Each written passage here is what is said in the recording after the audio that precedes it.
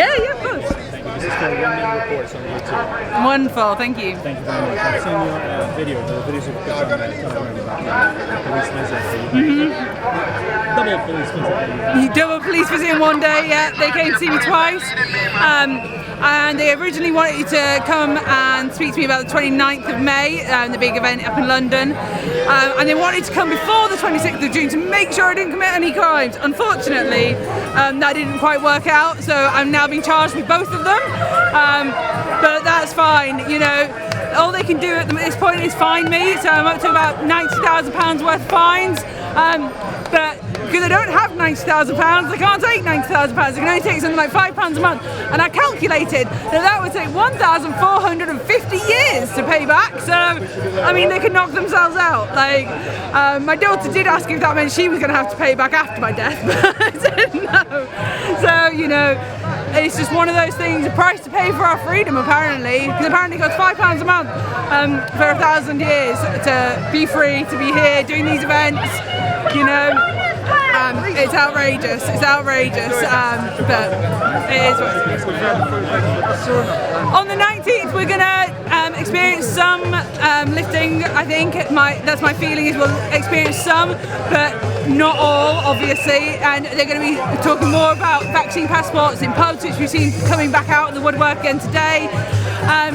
And it'll be like last year's Eat Out to Help Out thing, where we all ate out to help out, and then, oh no, it was all our fault for eating out, that we've got more COVID, and now we're back in lockdown. So I think lockdowns will come again in the autumn. I think that's a given. You know, none of the problem is, even if the Coronavirus Act went away, the main lockdown came from a statutory instrument which was signed off by one person, and we have no mechanisms to challenge it, and that's the problem. We do not have a democracy, we have a dictatorship, and that's a real problem.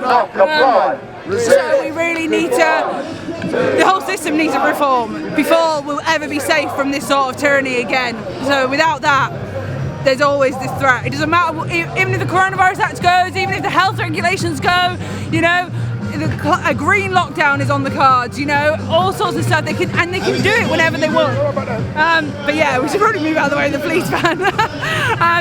So as far as I'm concerned, you know, while we live under this system, there's always a risk. And once the government has done it once, there's no reason they won't do it again and again and again. These people are compliant. We're seeing a lot of anger today. These people think they're free, and they can't compute that we think they're not. Like, it just isn't working in their brains. So I think these people actually really need like a long conversation for them to understand where we're at. And on a protest, we don't have the time, so that's why local outreach is really important. So please do keep going out in your local groups.